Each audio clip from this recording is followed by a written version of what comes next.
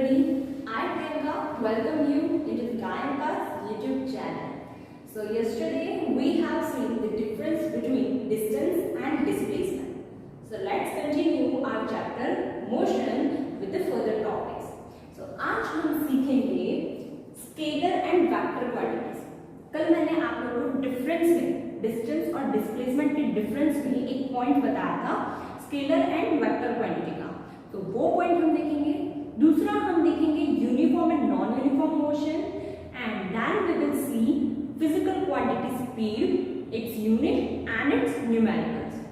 So alright, let's begin. Scalar and vector quantity, ये जो difference है ना, ये आपको आ सकता है, तो इसको आप ध्यान से समझना. Scalar quantity, scalar quantity means ऐसे फिजिकल क्वांटिटीज जिसमें सिर्फ और सिर्फ मैग्नीट्यूड की जरूरत हो. Listen to the word carefully, magnitude. Now magnitude means what? Value. जैसे मैंने कहा the distance between Bharuch and Delhi is somewhat approximately 1200 kilometre. तो ये 1200 क्या है? It is a value. इसको हम बोलेंगे magnitude. Understood meaning of magnitude? तो जिसमें सिर्फ ये मैग्नीट्यूड होता है उसको हम बोलेंगे स्केलर क्वांटिटी. और दूसरा है vector quantity. Now vector quantity means what? All the physical quantities which need magnitude as well as direction.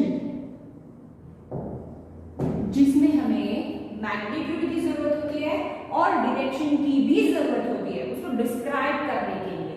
ऐसे फिजिकल क्वांटिटीज जो हैं आएंगे vector quantity. Clear? Scalar only magnitude, vector magnitude as well as direction. Now think of some example. अभी तक हमने जो किया ना उसमें ही सिर्फ सोचना है. आगे हम करेंगे उसको भी हम इसके साथ में रिलेट करते जाएंगे. अभी हमने जो पढ़ा उसमें डिस्टेंस. डिस्टेंस में हमें सिर्फ मैग्नीट्यूड की जरूरत है. अंडरस्टूड? सो वो आएगा स्केलर क्वांटिटी. डिस्प्लेसमेंट, डिस्प्लेसमेंट में we need magnitude as well as direction, hence it is the vector quantity. Can you give more examples of scalar quantity? Let me give you time. Time में direction का कोई role है? कोई role नहीं है, तो वो आएगा scalar quantity. Mass, no role of direction, again it comes under the scalar quantity. Uniform and non-uniform motion.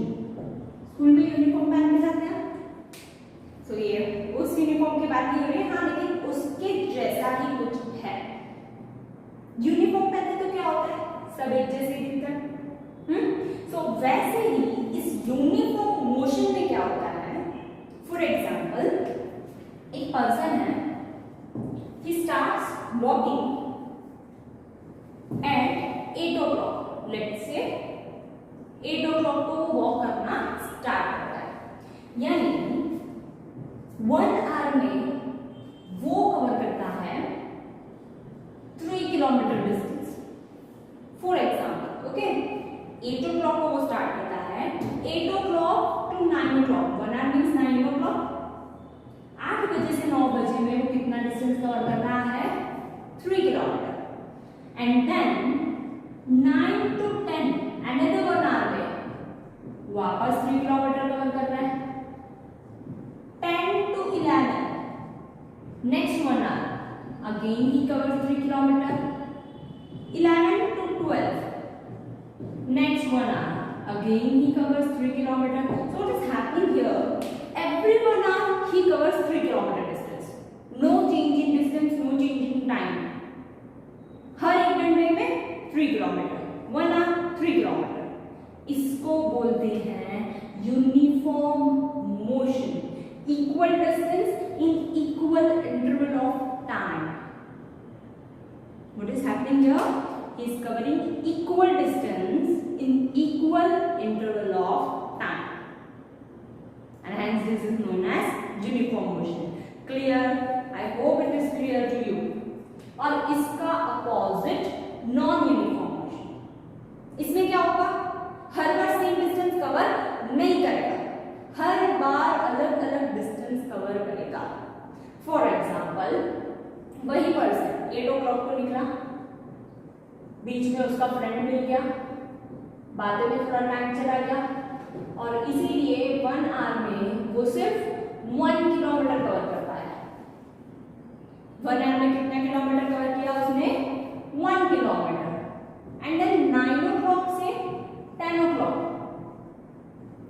9 o'clock से 10 o'clock के बीच में अब उसकी स्पीड बढ़ गई, अब उसे कोई नहीं मिला रास्ते में डिस्टर्ब करने वाला, तो अब उसने कितना कवर किया? 4 किलोमीटर। बहुत फास्ट चल रहा था।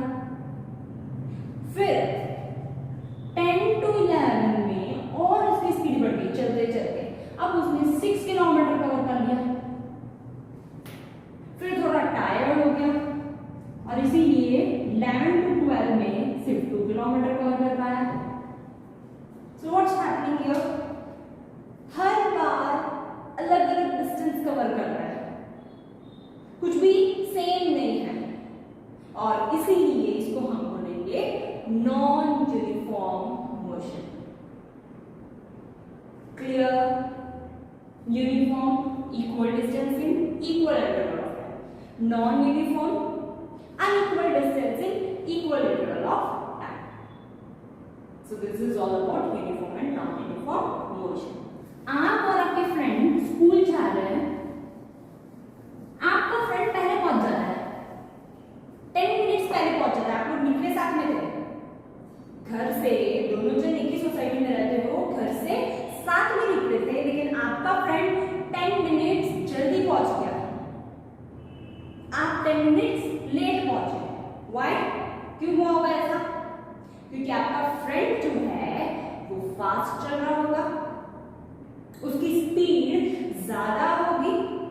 तो कोई भी इंसान या कोई भी व्हीकल या कोई मशीन फास्ट है या स्लो है, या कितना फास्ट है कितना स्लो है, ये कैसे पता चलेगा हमें? इसके लिए एक फिजिकल क्वांटिटी है which is known as speed। Formula होगा डिस्टेंस अपॉन टाइम। बहुत सिंपल लैंग्वेज में बता रहे हैं आपको। आप अपने घर से स्कूल जा रहे हो, तो आपने कितना डिस्टेंस ट्रैवल किया, और उस डिस्टेंस को ट्रैवल करने के लिए how much time you took, इनका जो रेशियो है it is known as speed. Understood? For example, distance from your home to school is, distance from your home to school is, let's say 500 meter, and you took time आपने दिया let's say 10 minutes। तो इस case में आपका speed क्या होगा? फॉर्मूले में पुट कर देते हैं, speed is equal to distance क्या है 500 मीटर अपॉन टाइम क्या दिया 10, 0 and 0 cancel and your answer is 50। आपकी स्पीड क्या है 50। अंडरस्टूड? अब इसका सिंबल देखते हैं, and most important of all units, right? Speed. अब ये स्पीड वर्ड देख के ना आप लोगों को लग रहा होगा कि इसका सिंबल ऐसा है, बट ऐसा नहीं है। इसमें थोड़ा सा सिंबल जो है ना थोड़ा उल्टा उल्टा है। स्पीड का सिंबल एस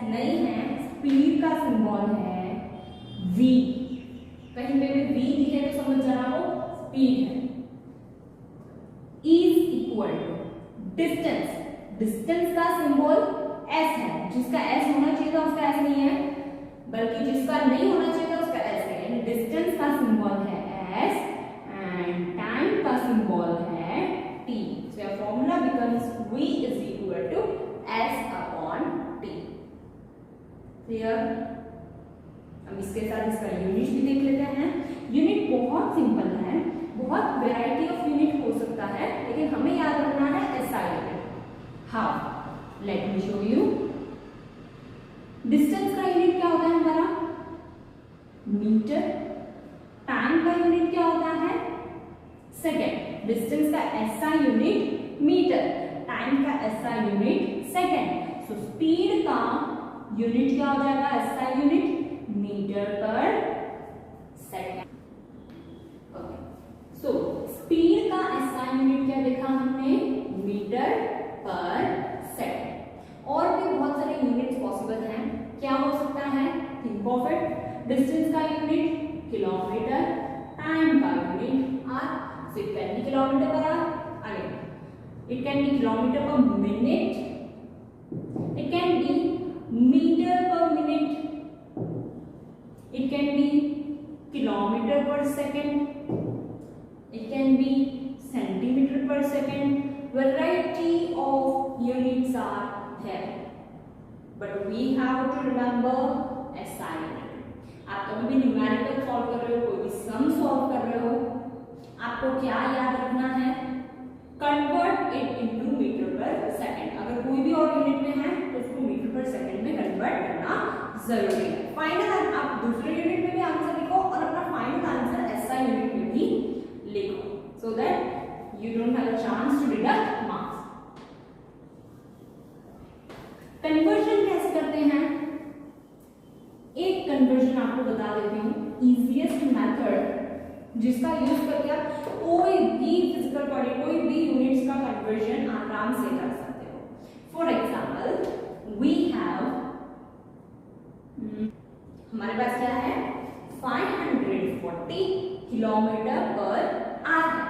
इसको हमें कन्वर्ट करना है मीटर पर सेकेंड में।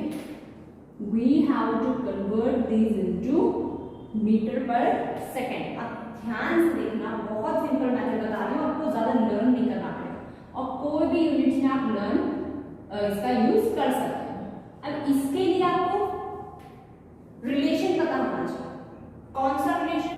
यहां लिखना है मल्टीप्लाई। मल्टीप्लाई लिख दिया।